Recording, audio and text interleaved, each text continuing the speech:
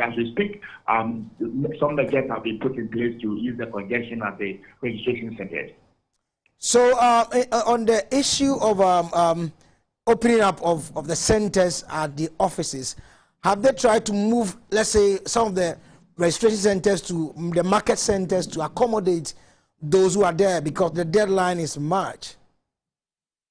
That is yet to be done here in the Upper East region. I placed a call to one of the leadership of the MTN and that of the Vodafone here, and then they all told me that they are yet to follow that directive by NCA, and going forward, they will make sure they do that, because they told me they have even started that, and I'm a witness to that, because we, those at the GDC here, they came to the office, MTN came to our office and registered all of us there, even those outsiders who are not workers of the institution came in there and had their SIM card registered. So when you move to the other, that is Vodafone, even they are yet to implement what the NCA is saying, but they are moving to various institutions to get them registered. I'm sure then that is also a good or the right direction that they could move just to ease the congestion at the various offices of MT and that of Vodafone. So are they certain that hopefully by March they will be able to take care of all the people that are on their platforms by the close of the year, by talking to them? That is true.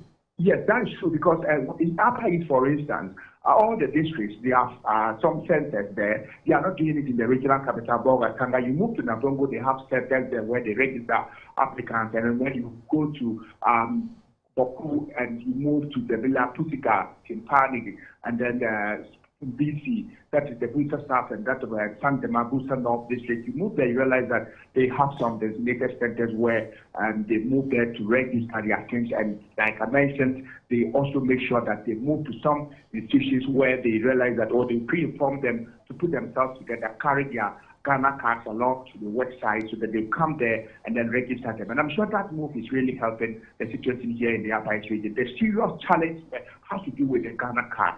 I stay closer to the GRA office where they do the Ghana card registration. And as I speak to you, some of the applicants, they are flipping there.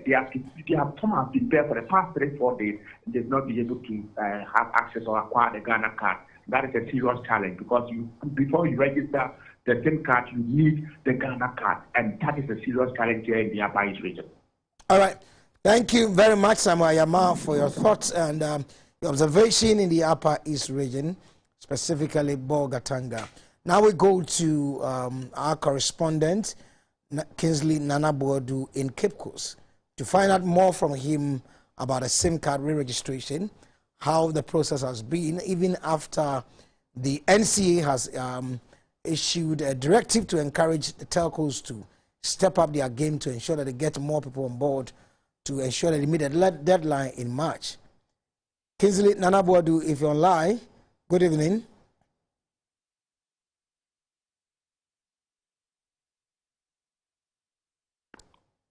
Hello, Kingsley. Hello, good evening, Eddie. Yes, welcome, Kingsley. Thank you very much, my yes, give us a picture of what is happening at Cape Coast about the re-registration of SIM card. Well, thank you very much. Like Ayama was talking about, exactly the situation in Cape Coast and, of course, the central region in general. This morning, for instance, we visited some of the points where the MTN, the Vodafones have already erected tent and, of course, undergoing the SIM registration. I must indicate that most of the places that we visited, especially MTN, that is where the queues are, and of course it's understandable because they command a chunk of the market, so that is where you will see huge queues. We realize that what is causing the whole situation is sometimes about the machine. Happening under normal circumstances, it should take about 10 minutes for a client to complete the process. But they will tell you that the system is down and so on and so forth. So that system down or there's no signal, those issues were what, of course, is creating it. Then, like we also know, the number of people looking at the queues and the people in the offices doing the registration, we think that they should add some of the machines and go about it. One other thing that we again realize is the fact that when the clients come or when people go there to do the registration exercise, they are expected to come with their GPS address. And that seems to be creating problems. And people think that since they were bringing their Ghana card, that then should be incorporated already. So it should be something that should be known or seen from their Ghana card. But rather, when they get there, before they are told to go and bring their GPS. So most of the time, they have to call somebody from home, or if they are not far from the house, they have to now take another vehicle back home to check their registration number or the GPS number in front of their buildings and come back. So I think this is what is creating the situation. One suggestion we got was that if possible, they should do maybe 24/7, maybe to have night workers and of course day workers, which I don't know, it may be difficult for them. But wherever we went, there are queues. But of course, you see huge queues at the MTN areas. And it is not only MTN offices. I know MTN, for instance, in Cape Coast, their main office, they have additional about 5 centers that this registration exercise is taking place. You go to Tantray, you go to Abra, and they have some at the back of their main office. So they have created avenues, but the queue seems to be overwhelming so far as this particular exercise is concerned for them. Thank you very much, Kingsley Nanabodu. Eddie, can I? Yeah, you can. Go ahead. Go ahead. Yeah, somewhere late November, I had a call from the Garages Association in Cape Coast. That's the pseudo, those mechanics. And the complaint from their chairman was that a team purported to have come from MTN was at the place and they were doing the full registration for them. And they are taking them 555 cities to do the registration. And of course, initially they didn't know they would be taking money because they went there to tell them that they are coming there to help them, assist them in undergoing the registration, which I thought it was a very brilliant idea. Later on, they realized that they've been taking 55 cities from each of the people that came. And according to the artisans, they felt that since their leaders were aware of the coming of those teams, they thought that they have agreed that they should take that money. Then it turned out that the team or the chairman of the association and the leaders didn't know of any payment before the registration is done. So it created a lot of situations for them. They got angry. They had to go there. I called the MTN office to verify. They couldn't tell me whether it is wrong or whatever. It was true that the team were from MTN that went there, but the monetary issue where they were taking 55 CDs from the artisans, that was where, so they told me they would get back to me and so on and so forth. I think that if they have deployed or employed this mechanism, this staff, going to maybe places like that, the pseudo mechanics and other places, it should have helped. But the monetary side of it, that of course will also generate another issue. So all right. This is what is happening here in the region. Yeah, but MTN has issued a statement indicating that no one is supposed to pay for this service. Today they issue a statement. So that might be a fraudulent activity that is going on in Cape Coast. So we need to, it's good you brought to the fore. We'll look at it. Now let's pick a soundbite from the president of AGI about the benchmark values. They are still kicking against the move by government to even suspend it for a couple of weeks.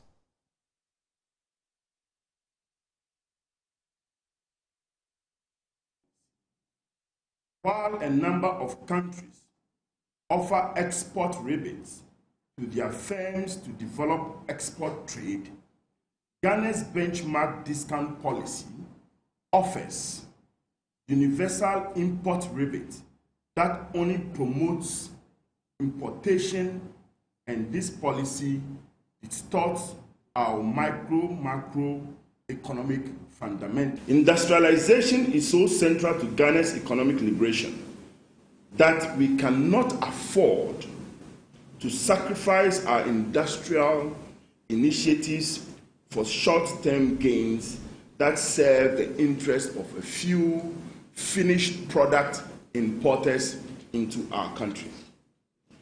This policy is very regressive to the manufacturing space, and we will be most unfortunate if maintained in its current form.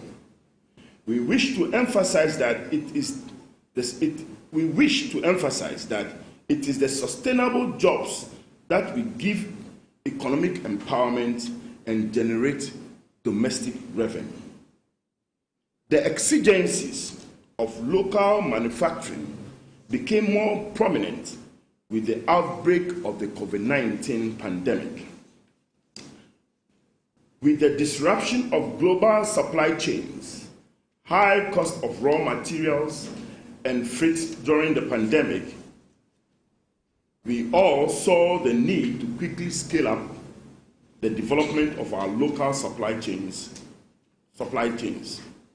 Today, we are complaining of the rising cost of freight, but the more dependent we are on imports, the more likely we are to bear the brunt of such high freight costs and raw material costs as is currently ongoing.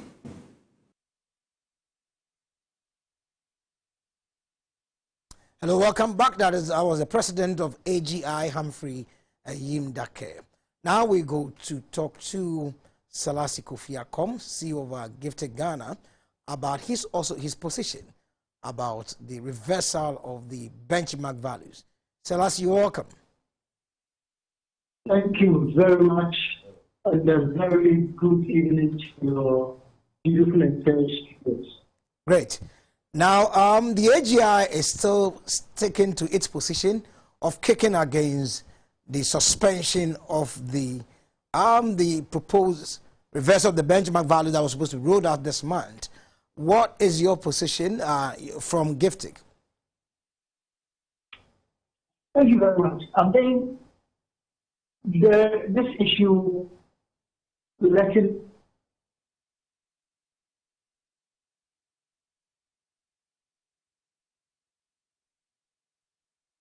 entrenched position, and I want to underline the word entrenched position, either for dealing with the subject matter. It's an issue that critically is one of the key determinants and factors of economic growth in every economy, including Ghana. We know that since 2009, that government economic management of the economy that is have come out with this policy. They had on top of their priority a policy that was going to look at driving traffic into the country, a policy that was going to look at relieving burdens from the ordinary Ghanaian who probably was going to buy these commodities that were going to be benchmark value up to 50% and up to 30%, depending on the exact commodity. However, the reality is, you and I know that, for instance, the cost for a home use 2014, 2015, even 2012 election still remain at the same cost as it was before 2019. When I know that the cost of the 50 kg bag of sugar in most instances has increased. You are sugar is part of the commodity enjoying 50% of the benchmark value. 40 products. This Christmas, new things were things had increased. The 40 products had increased. Noodles, macaroni, pasta, chocolate, cement, ceramic tiles.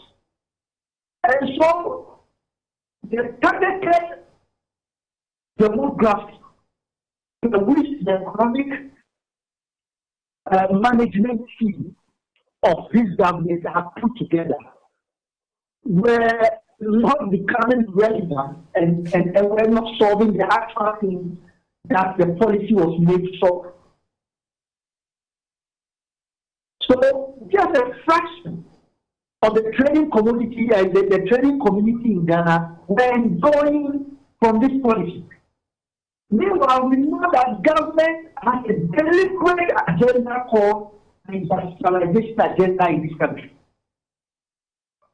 where we are creating factories in almost all the streets in Ghana's economy today. So if they are producing and manufacturing these commodities that are enjoying 50% reduction, will they survive? Will these new factories we are pumping hundreds of millions of US dollars to build and establish, will these factories survive? The almost lies in government to even look at the case and reassess to know if they benefited financially from collectibles at the port over the period of the last 3 years since this policy was introduced. All right. I am very, very obliged to restrain myself in certain comments with goodness, but I'm sure the right to all right. Thank you very much, Salasi, for your thoughts. This is how time will allow us. We wrap up today. The conversation is still on. So this is our wrap up on Market Event today. My name is Edward Nyakun. God willing, we'll come your way tomorrow. Shalom.